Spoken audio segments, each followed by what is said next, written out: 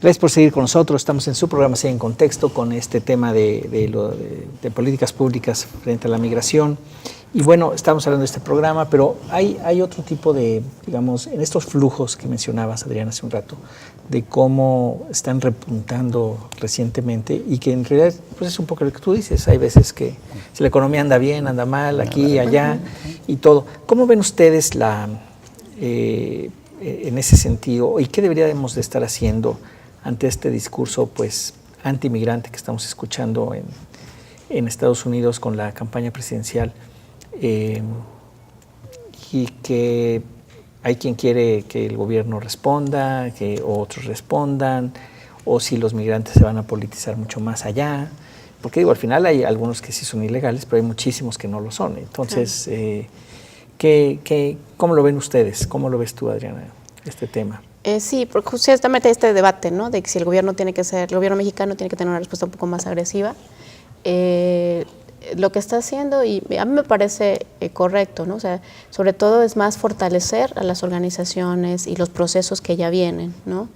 El gobierno mexicano le costó mucho trabajo entender la relación con sus migrantes, pero a través, por ejemplo, del Instituto Mexicano en el Exterior, el hecho de ir fortaleciendo a las organizaciones, que a veces son pequeñas y a veces están como más enfocadas en México que allá, pero es justo trabajar en esta perspectiva que nosotros llamamos desde la Academia Transnacional, o sea, aquí y allá, ¿no?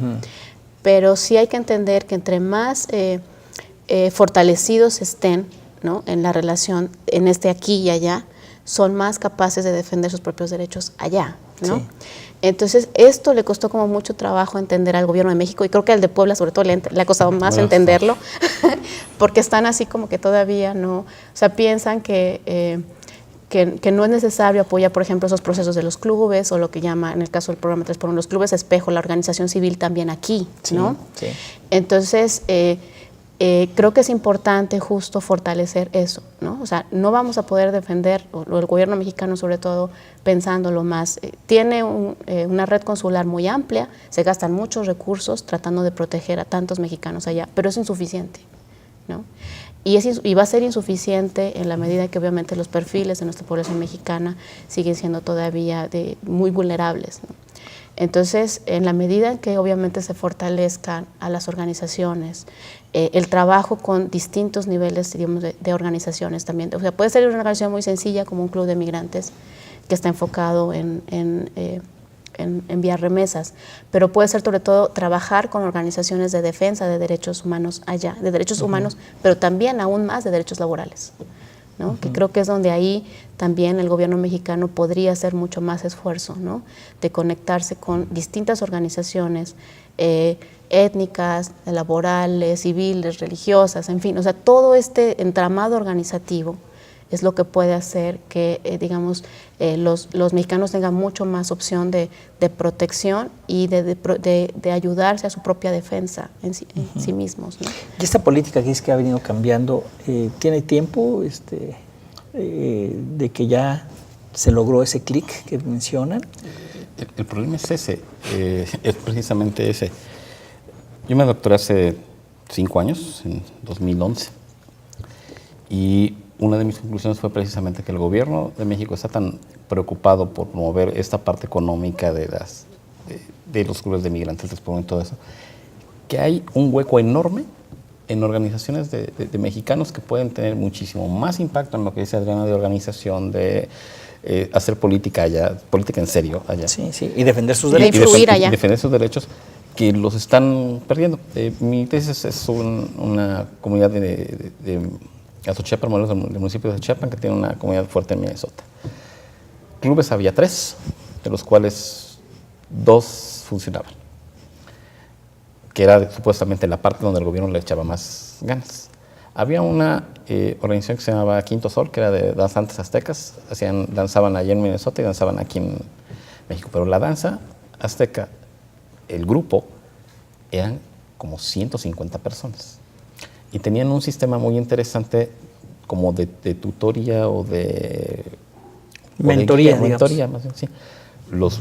Las personas ya más mayores les enseñaban a los jóvenes valores, que lo que deben hacer, mantenerse en la escuela, no usar de drogas, no meterse en alcohol y todo esto. Pero esta asociación no estaba reconocida ni por el gobierno, ni el gobierno tiene un sistema, por ejemplo, de tomarles una nota o preguntarles, oigan, bueno, ¿qué podemos hacer? Y ahí tienes un impacto mucho más grande porque está pegándole desde los niños chiquitos de 2, 3 años que están empezando a bailar hasta señoras de 50, 60 años que están interesados en mantener sus raíces.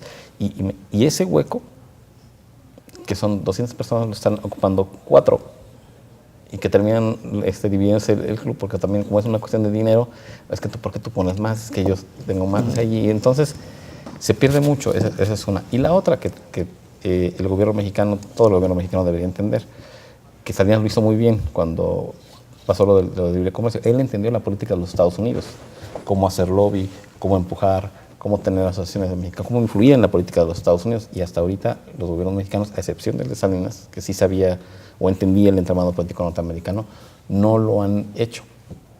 Muchas de las organizaciones que defienden a los migrantes son organizaciones de anglosajones. Sí, no son... No son de mexicanos. Hay 2, 3 mexicanos ahí, o centroamericanos, más centroamericanos a veces, o sudamericanos, que están al frente, que tratan de mejorar las condiciones, pero no ha entendido el gobierno mexicano que bueno, tienes que tener esta relación y empezar a jugar el juego político de los norteamericanos. Pero tú ves que sí ha empezado a cambiar eso, Adriana. Sí, ya hay un poquito más, sobre todo a través del Instituto Mexicano en el Exterior, que es parte de la Cancillería, es un órgano desconcentrado de la Cancillería mexicana. Ya están como tratando de justo de incorporar aún más esa visión, sobre todo apoyar, por ejemplo, a los Dreamers, ¿no? Que es un grupo específico de jóvenes que lucha por su reconocimiento en Estados Unidos, ¿no? Estos jóvenes fueron beneficiados por el programa que se llamó DACA, por parte del gobierno de Obama, ¿no? Que es, pero tiene un término, sí, ¿no? Se exacto, termina pronto. ¿no? Entonces, cómo ellos a través de un discurso propiamente, digamos, estadounidense, cómo defender su propia posición en Estados Unidos y seguir luchando por sus casos y la ampliación de DACA e incluso la regularización ya completa, no como un beneficio temporal, sino que obviamente ya puedan quedarse en Estados Unidos, ¿no? Pero obviamente tiene que ser en los términos, como decía Misael, más de la política estadounidense, ¿no? Entonces, por supuesto, el gobierno mexicano siempre va a querer, bueno, pues como cada mexicano allá, como un embajador de México, ¿no? Es decir, que defienda más los intereses de México en el sistema de Estados Unidos, pero pues eso no es posible, ¿no? Porque en la medida que obviamente la población allá se va americanizando, más bien lo importante es que ellos vayan posicionándose y defendiendo sus propios también intereses, ¿no? ¿Y cuándo dejan de ser mexicanos? Y ese es como el dilema, ¿no? El otro dilema. Bueno, yo tengo 2 hijas viviendo allá. ¿Quiénes son mexicanos? Pues obviamente la Constitución dice que hijo de padre o madre mexicana, en fin, o mexicanos nacidos o naturalizados, en fin. No, pero me refiero en este proceso de americanización que mencionas. Identificación, digamos, esta identificación con México, ¿no? Que es justo también algo que es importante, ¿no? Es decir, el trabajo de los gobiernos, de las asociaciones civiles con segunda y tercera generación de mexicanos, ¿no? O sea, obviamente el reto que hay es obviamente seguir manteniendo los lazos, ¿no? Que obviamente son lazos culturales, son lazos lingüísticos. Claro. ¿No? Sí, pero como bien mencionas, o sea, si se enfoca desde el punto de vista de que es una situación transnacional, que es aquí y allá, permanente para toda la vida, digamos. Claro. Y la tuya y la de tus hijos ya se visualiza de otra manera. O sea, la pregunta que te acabo de hacer pues ya pierde sentido. Es decir, pues son americanos, pero también son mexicanos, los dos, no tienen por qué ser uno o el otro. Afortunadamente hay 2 nacionalidades, ya hay esa posibilidad legal, ¿no? Por supuesto. Pero bueno, sí, porque es la siguiente pregunta, o sea, ¿hasta dónde el gobierno mexicano tiene que seguir invirtiéndole, ¿no? ¿Hasta qué generación, o siempre, o qué? A mí me gustaría comentar esto, y creo que está conectada con esta pregunta. El candidato Donald Trump ha logrado posicionarse, pues ya no mucho, pero todavía tiene un club de fans, ¿no? En ese sector social de clase media, que digamos es WASP, o sea, White Anglo-Saxon, ¿no? Protestant, que obviamente no tiene empleo, no ha terminado sus estudios, tiene trabajos que no le pagan bastante bien o no quisiera que más bien no le pagaran esa miseria de hora de trabajo, ¿no? Y que precisamente ahí es donde están tanto los migrantes que han decidido, pues, por así que incursionar en esa actividad laboral, como también está ese sector laboral de los descendientes de los migrantes que se pueden colocar estratégicamente en puestos clave para, pues, obviamente, incrementar en la escala social, ¿no?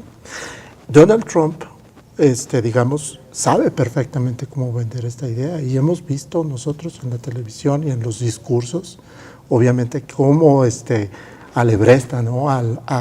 Incluso en una, hasta sacó a los mexicanos, ¿no? de su ese, ¿no? Ese es precisamente el discurso xenofóbico al que el gobierno mexicano debe de prestar mucha atención, como dijo la doctora. Qué bueno que no ha respondido, porque pues, es un candidato, no, todavía no es a nada oficial. Pero precisamente ese es el espíritu, digamos, xenofóbico, claro, que está ahí latente, ¿no? Y que eso racista es una hebrita también, ¿no? que le haces así Y que persiste, ¿no? y salta, ¿no? Salta inmediatamente. Sí, que bueno, lamentablemente estamos viendo que ese mismo discurso con los eventos últimos en Europa también ha estado prendiendo, ¿no? Sí. Por la migración tan grande Sí. que ha habido y bueno, a veces por los propios ataques estos de los yihadistas, pero en realidad es más que nada la migración tan bárbara que Sí, se... porque Inglaterra dijo que por fin ya eran independientes y yo decía, ¿independientes de qué? O sea, Sí, bueno, sí son los ingleses. Eso dijeron a los que Sí, estuvieron presionando para obviamente. salirse, ¿no? Pero en fin, volviendo al tema entonces, bueno, vamos a tener que volver al tema en el último corte, porque ya Muy nos bien. acaban de decir que ok. regresamos. No, regresamos con ustedes. Estamos para Enseña en Contexto. Volvemos.